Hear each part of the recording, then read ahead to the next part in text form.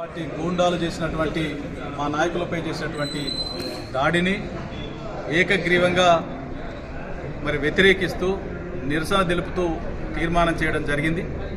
ఇక ప్రధానంగా ఇటువంటి దాడులకి ఉడతూపులకి తాటాకు చప్పులకి భయపడేటువంటి సైనికులు కాదు మా గులాబీ సైనికులు, కేసీఆర్ గారి వారసులు అని చెప్పేసి ఈ సందర్భంగా నేను తెలియజేస్తా ఉన్నా. కాంగ్రెస్ పార్టీకి దమ్ముంటే కాంగ్రెస్ పార్టీ ఇచ్చినటువంటి హామీలు అమలు చేయలేక ఓర్ల బొక్కల పడి మా నాయకులు ప్రజల పక్షాన నిలబడి అమాయకులు ఈ ప్రాంతం అంతా కూడా గిరిజనులు ఆదివాసులు ఉండేటువంటి ప్రాంతం కాబట్టి వారి పక్షాన నిలబడి మీరు ఇచ్చినటువంటి హామీలు అమలు చేయాలి అని చెప్పేసి ప్రశ్నిస్తే ఆ ప్రశ్నలకి సమాధానం చెప్పలేక మా పైన భౌతిక దాడులు చేస్తూ ఉన్నారు.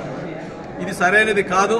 ప్రజాస్వామ్యాన్ని కూని చేసి మీరు ఇచ్చినటువంటి హామీలు అమలు చేయలేకపోతే మేము అమలు చేయలేము, మా వల్ల కాదు అని చెప్పేసి బహిరంగ క్షమాపణ చెప్పి చంపలేసుకోవాలి రేవంత్ రెడ్డి గారు అని చెప్పి సందర్భంగా నేను హెచ్చరిస్తాను. ఎవరు ఎన్ని ఇబ్బందులు పెట్టినప్పటికీ కూడా ప్రజాక్షేత్రంలో ఇప్పటికే కాంగ్రెస్ పార్టీని పూర్తిగా ప్రజలందరూ కూడా తిరస్కరించారు మన గ్రామ సభల ద్వారా. అయినా బుద్ధి తెచ్చుకొని అవకాశం ఇస్తే మంచి పరిపాలన చేయడం చేత కాకపోతే దిగిపోండి.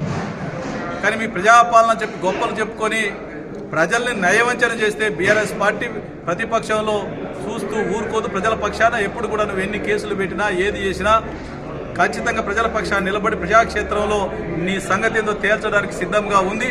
ప్రశ్నిస్తూనే ఉంటాం. మీ ఉడతూపులకు భయపడే ప్రసక్తే లేదు అని చెప్పేసి తెలియజేసుకుంటూ భవిష్యత్తులో కార్యకర్తలు ఎవరు కూడా భయపడాల్సినటువంటి అవసరం లేదు. భవిష్యత్తులో రానున్నది మన ప్రభుత్వమే.